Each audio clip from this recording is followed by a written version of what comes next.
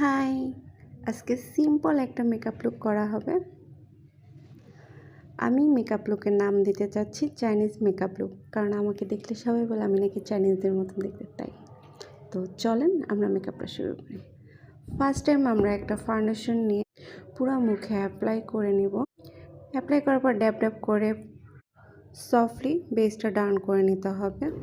তারপর আমার মনে হয় একটু কনসিলার প্রয়োজন আমার চোখের নিচে, যেহেতু একটু ডার্ক, তো একটু কনসিলার দিয়ে নেব। কনসিলার দেওয়ার পরে যদি মনে হয় যে আর একটু ব্রাইট প্রয়োজন, তাহলে আবার একটু কনসিলার দিব, না হয় আমি লক করে নেব। আমার বেস ডান, আমি মেকআপটা লক করে নিচ্ছি লুজ পাউডার দিয়ে।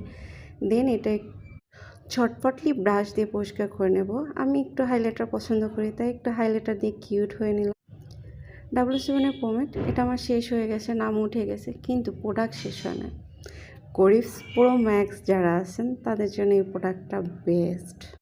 আমি যেহেতু আইব্রো থ্রেডিং করি না, তাই একটু ডার্ক করে নিলাম, কিন্তু কনসিলার দিয়ে আমি ঠিকই ন্যাচারাল বানিয়ে নিয়েছি। আমার কাছে আসলে ভালো লাগে, কারণ আমার ফেজের মধ্যে সব থেকে বেশি আইব্রো আর লিপস্টিকটাই হাইলাইট হয়। তাছাড়া আমি তেমন কিছু ইউজ করি না কালারফুল।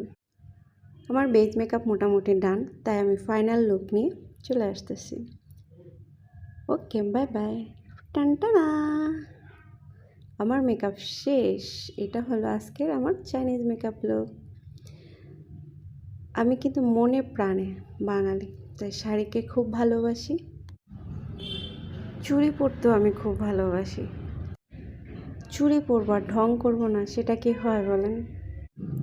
এত লং টাইম আমার সাথে থাকার জন্য আপনাকে অসংখ্য ধন্যবাদ। আসসালামু আলাইকুম, থ্যাংক ইউ।